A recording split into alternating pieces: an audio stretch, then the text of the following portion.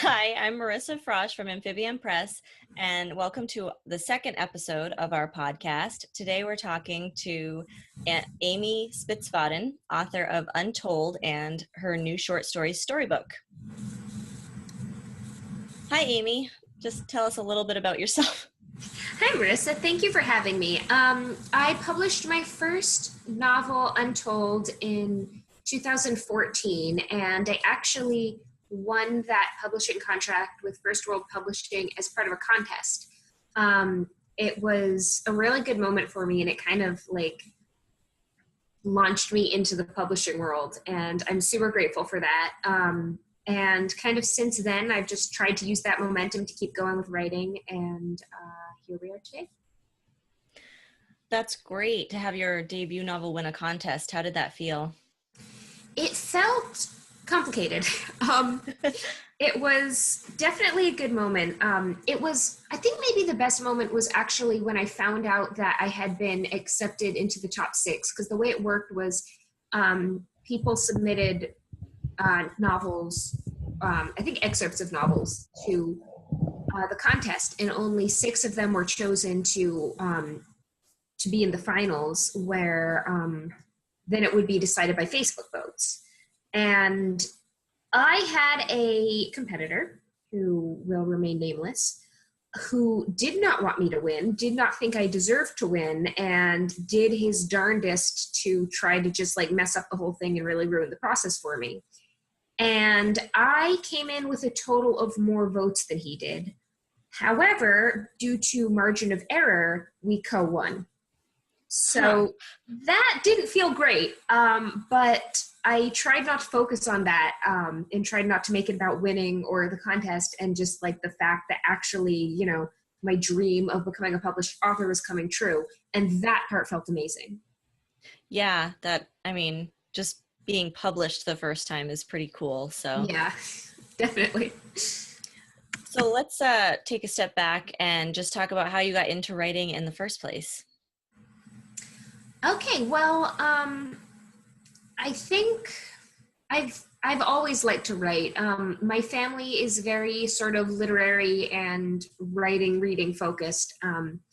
And so that was always kind of an influence in my life. I remember when I was in 2nd grade, we were supposed to write a 3-page story or something. And my friends and I were like, oh, we're going to write horror chapter books. And it's too scary to read to the other kids in the class. So so that was kind of when I guess I started to get obnoxious about writing. And the books were not that scary. I think they just found some blood somewhere, and it was a ghost. I don't know how ghosts bled, but I didn't really finish that one. And then when I was in about 4th grade, a similar thing happened where, again, we had a shorter writing assignment. I think it was maybe 5 pages. And that just sort of, for me, turned into a story that was 21 pages long. Handwritten, not typed. It was 4th grade.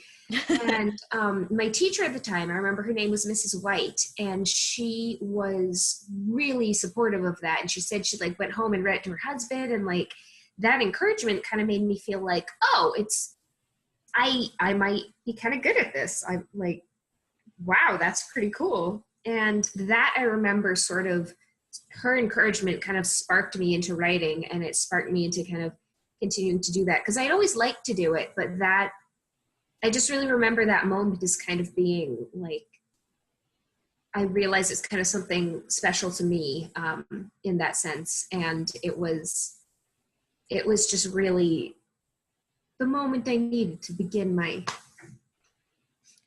I love that, because the moment that kind of took me from playing at writing to taking it serious was also a teacher. Her name was Miss Morash, and she was my 8th grade teacher. And we had to write a story about, we made these robots, the remote control robots, that go underwater, and we had to write a story about them. And I wrote a story about us discovering Atlantis. Oh, nice. And I think it ended up being 21 pages or something. And she was so encouraging. So teachers, continue to Yeah. encourage your students. Yeah, that's so important. Yeah, and kind of from there, my family's also always been crazy supportive. Since I think 2003, maybe, we've done annual writers retreats, me and my mom and my sisters. And we go for a long weekend somewhere and all just kind of work on our projects and give each other feedback. And that structure's always been there for me, which I'm really glad about. And, you know, ever since I was little in the summers, my mom was not into the idea of kids just have free time and get to do whatever they want. And we were not into the idea of summer camp. So she was like, okay, if you're not going to go to summer camp, you have to be productive. And so part of my summers growing up were I had this fantasy story that I worked on for years and years and years. And every summer I'd kind of just like work on crafting that and like developing the characters and developing the plot. And it's shelved right now, but I always think someday I might return to it. That's awesome that your mom was like that. I mean, even if we do like free times as children. Oh, free time's great. I got a little free time every day. Yeah, well, that's good. I did it to myself, actually. Anytime we were on vacation, I brought a notebook and would write.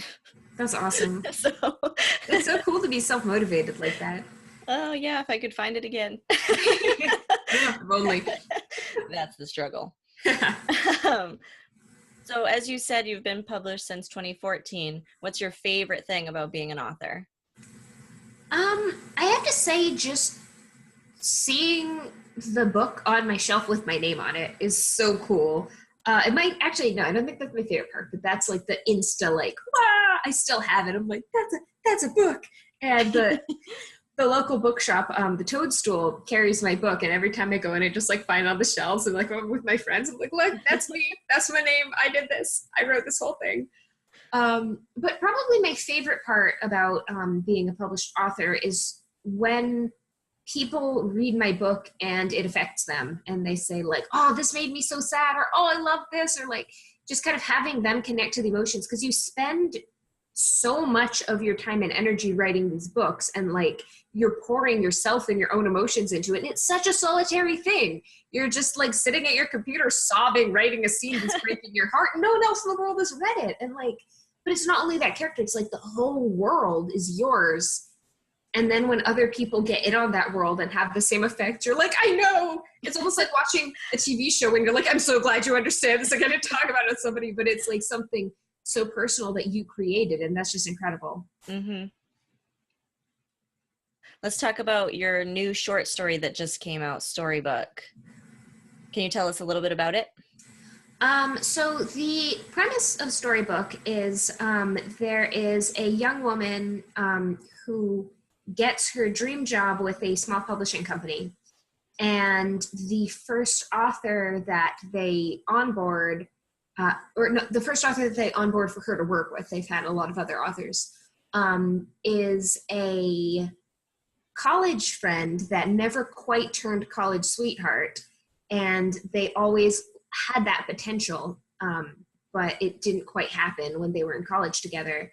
And now they're brought together, but they have the conflict that if they were to get involved with each other, it could seriously jeopardize her career and his writing career. And so it's kind of her struggle, trying to find her way to him and him trying to find his way to her. And then also trying to let each other go and sort of just trying to find the right answer.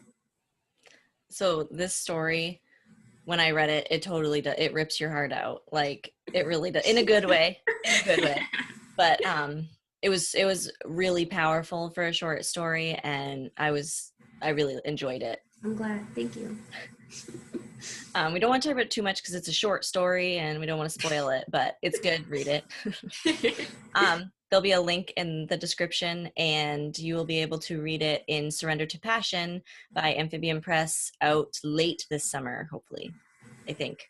It's going to be talked about publishing dates so much that I'm like, wait a minute, is that right? I'll put the time frame in the notes after I discuss it with my boss. Keep an eye out. Follow the Amphibian Press Facebook page for more. There you go. Okay, so oh, I did want to talk, sorry. I did want to talk about the voice that you use in Storybook because it's a little bit different. And I wondered how you came to that choice. Yeah, the voice in Storybook was actually pretty interesting because basically it was my first real serious pure romance project. Everything else I've done has sort of been like contemporary fiction, women's fiction, a little bit chick lit. And this was for the Surrender to Passion anthology. And so I kind of had to think about what an actual pure romance story would be. So I think the voice kind of naturally changed where I went more toward like a lot of sensory experiences and sort of got more descriptive and kind of just like what I imagined like the romantic focus of the story would sound like. And I was inspired actually a little bit by the Surrender to Passion cover. I looked at it, I'm like, okay, what's gonna fit with this cover? So it was new for me and it was definitely a challenge, but I'm happy with the end result and I'm glad that it successfully rips people's heart out because what more can you ask for? It's perfect. Yes. I love it too because my piece for Surrender to Passion is also college almost sweethearts meeting later. It's a good one. So, it's almost like we planned it. We did. That's Surrender to Passion means finally go for this person that you didn't in college. Like, right? That's right? Yes. Yes. Mm-hmm. So what authors inspire you? I've always been a huge Sophie Kinsella fan. She does the Shopaholic series. And she just makes me so happy. And her books always have really fun and interesting premises. And they're so readable and so funny and just really sweet. And kind of also just not only her writing style, but her career and, you know, the fact that she's been on covers of like magazines and has movie made out of it and kind of has this like really almost like pop culture icon feeling about her has really inspired me because I really enjoy kind of like, you know, being out there and like doing these interviews and communicating and stuff. And people don't always associate that with writer life. You know, it's kind of more like, oh, you're behind the scenes, you're quiet, and then your book comes out and your book does the talking. And maybe you do like a few talks, but like it's not the same kind of thing that if you're like promoting music or a different kind of art. So both in terms of writing and career arc, I've always kind of looked at Sophie Kinsella for inspiration. I'm also a huge fan of Liane Moriarty. I've gotten into her over the past couple of years, and I love her writing style. I love the topics that she covers. I love how serious she can be, but also just so real. A lot of the time, serious books to me feel really sort of artistic, and they have these moments of realness, but like the whole thing kind of tends to be more of like a mood piece or something like that. And Liane Moriarty kind of addresses these things, and then she'll just like have these thoughts. I'll be like, that is exactly what I think. Yes. And that's what I really like, even more than I like the premises, is just like her little like super relatable things and how readable it is. Because I feel like a lot of the time, dense writing is sort of considered more like serious, and readable writing is considered a little bit lighter. And I feel like she bridges that really nicely. So those are my two current faves. So what's next for you? I have a new book coming out this summer, which I am so excited about. It is called Fingerprinted Hearts, and I have been working on it for almost 8 years at this point. Wow. Yeah, I started it well before I even thought of Untold. And the story behind that a little bit is, so the summer of 2010, I was going through an absolutely crap time. It was the summer after my first year of college. My high school boyfriend and I had just broken up. I just got my wisdom teeth out, and everybody I knew was like out of the state. So I just lay in bed for 2 weeks with my wisdom teeth out, feeling grumpy from a breakup and not having any of my friends or family around. And so I started to write. I started to write Fingerprinted Hearts, and I originally came to the idea because I had this image of a woman cleaning up her house after a divorce, and that is it's not quite the exact same context anymore as it was when I started it, but pretty much the first scene hasn't changed that much since 2010, in the past 8 years. Almost everything else has. But the first scene, besides like a few little details, and I cleaned up the writing and stuff, has pretty much just, that's like a time capsule back to 2010, so. So Fingerprinted Hearts involves divorce. What else does it have going for it? Fingerprinted Hearts is the story of two sisters. One is 19 years old and one is 27 years old, which is funny because I started writing it when I was 19 and I'm publishing it now that I'm 27. And that was not intended. The 19-year-old part probably was, because I was like, oh yeah, I'm 19, she'll be 19.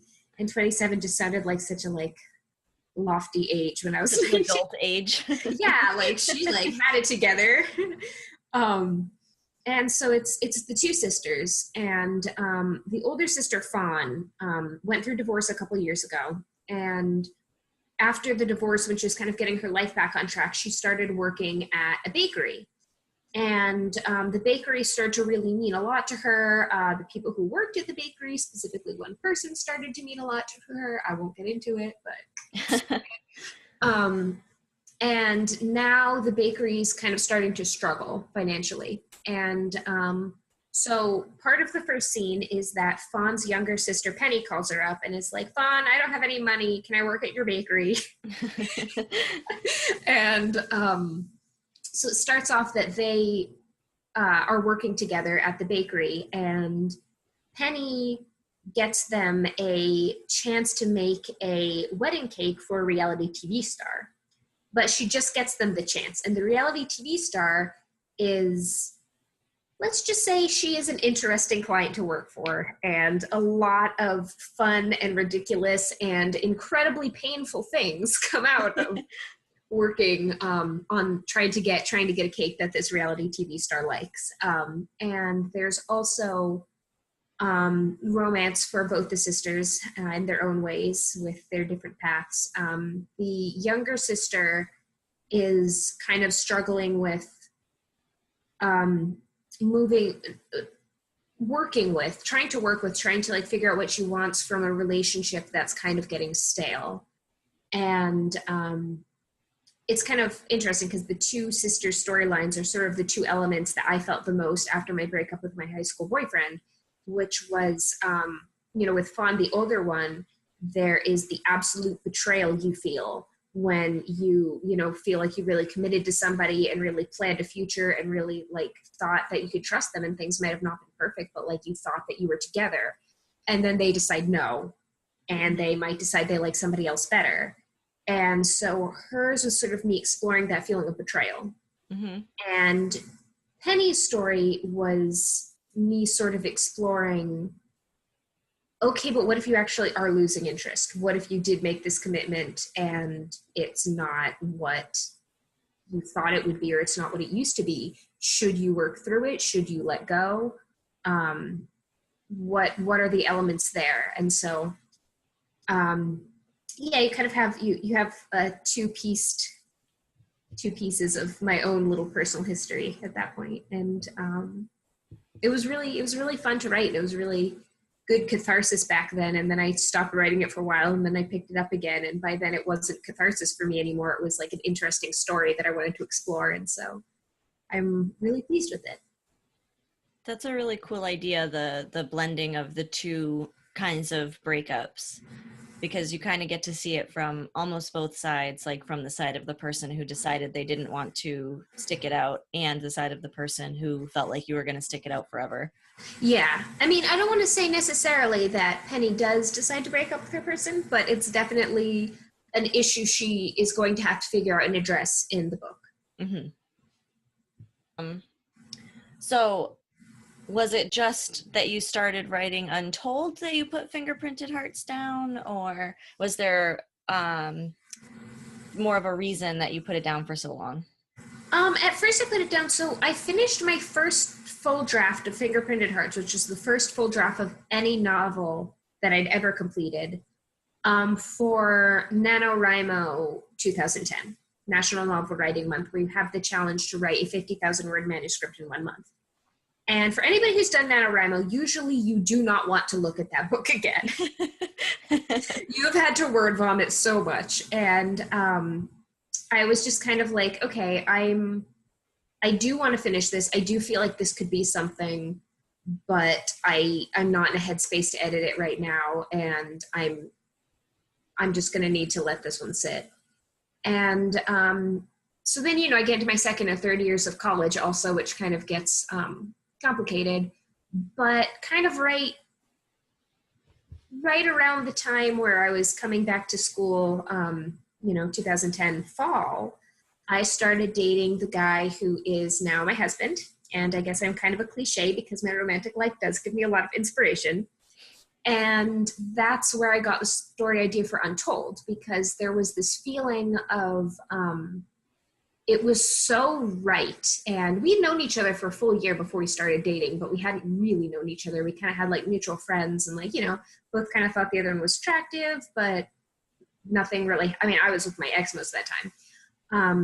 And, he had his own things to work out. So, but then when we started dating, it was like this like amazing kind of soulmate experience. And I just had the question, why didn't I know you already? And why weren't we already dating? Like, what is the reason for that? And then I kind of thought, what if there was a reason for that? What if something caused that? And that was where I got the idea for Untold. And so kind of that part of my romantic life swept me up a little more than like the breakup that I had kind of gotten over at that point. Mm-hmm. And Untold just kind of came together, and it sort of just went. And then I had the publishing opportunity, and it just kind of went along. And then when I was done working on Untold, I was like, okay, I can return to Fingerprinted Hearts. I'm ready to do this now. That's awesome. So you went through the whole publishing thing in 2014, and now you're doing it again in 2018. Yes. How does it feel to be doing this again? Feels a lot better this time. I mean, partly it's that, Amphibian Press is so supportive, and like, it's amazing the amount of like enthusiasm and attention and like marketing I'm getting. And so I very much appreciate that. With Untold back in 2014, it was pretty much just me and my mom editing it, and my sister and my brother-in-law doing the cover, and then First World was in charge of formatting it, and we ran into some errors there. And I think a lot of it was kind of beginner's mistake, and a lot of it was that First World wasn't necessarily the best fit for me. So as exciting as it was, there was also a lot of kind of stress around it, and we didn't agree on what the cover should look like. And it was a very difficult process, and it sort of like took away a lot of like my romanticism of like, and then like the edits will be that I just need to like add a few commas. And it's like, no, you got to like go back in and like make this better. And the publisher will let me do whatever I want. And no, I had to really fight for the cover that I came up with. And, I'm going to have all the marketing done for me. Nope. I had to do all of the marketing myself. So it was like partly learning experience and partly just not quite a right fit for me, as I said. And now Amphibian Press is a way better fit, and I know more what I'm doing, and I'm less afraid also because I have the encouragement from readers who like my last book. And there's always the fear. Fingerprinted Hearts is a different voice than Untold, and Fingerprinted Hearts is a different topic than Untold. So there's, a little bit of anxiety, will they like the switch? But kind of having had that validation of, I wrote a book and some people liked it, some people didn't, but some people did, and it feels less vulnerable sharing the next one because I already kind of opened up that way. So a lot of publishers don't do a whole lot of marketing now. So what did you learn trying to market Untold for yourself, and why did you decide to go with another small press as opposed to self-publishing? Basically what I learned is I do not have the time or resources for marketing to the extent that I want to on my own.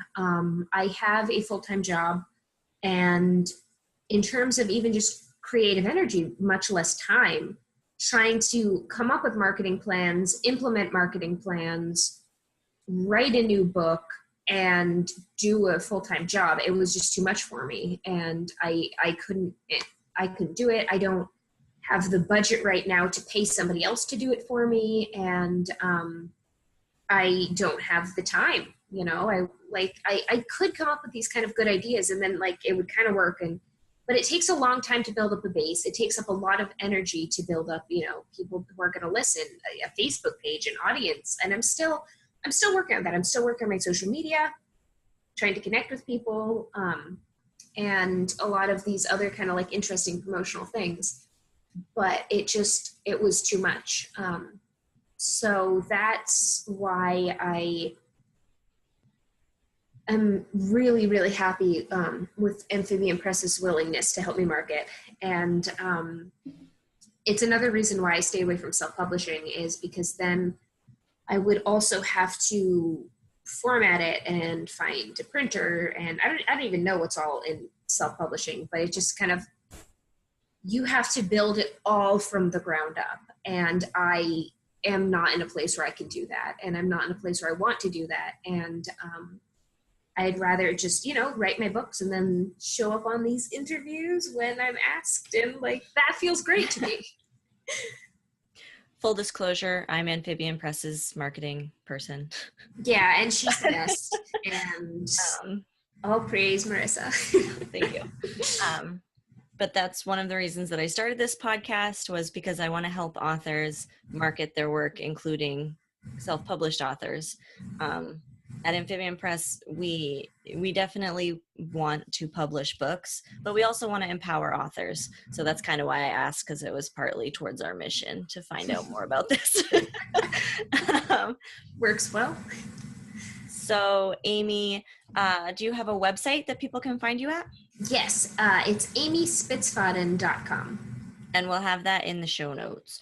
You're also on Twitter, Facebook, Instagram? You can find me on all of those. I'm just Amy Spitzfaden. I guess I'll spell it out. It'll be in the show notes, but it's SPITZFADEN. My personal one is under Spitzfaden Both, which is my married name, but I don't think I need to add extra words to my writer thing. So just look up Amy Spitzfaden. That's my writing. Yeah, I'm on Twitter, I'm on Instagram, I'm on Facebook, and I'd love to connect with any of you. And I'm always looking to kind of help other writers. So if any of you are interested in writing yourself and kind of want some help or mentorship, absolutely send me a message. And she's a great contact if you want to get in good with Amphibian Press. Which is awesome. Amphibian Press is the best. And also in the show notes, I have a special gift for all of you who are listening. Thank you so much for spending some time with me today. My short story Storybook is for free if you sign up for my newsletter. And I am so excited to share it with everybody. So go ahead, just sign up for my newsletter. I'll give you updates on Fingerprinted Hearts, and you will get to read Storybook completely free. Thanks for being here, Amy. Thank you so much for having me. So if you guys want to tune in again, we do a bi-weekly show with new authors each show. Good enough. Good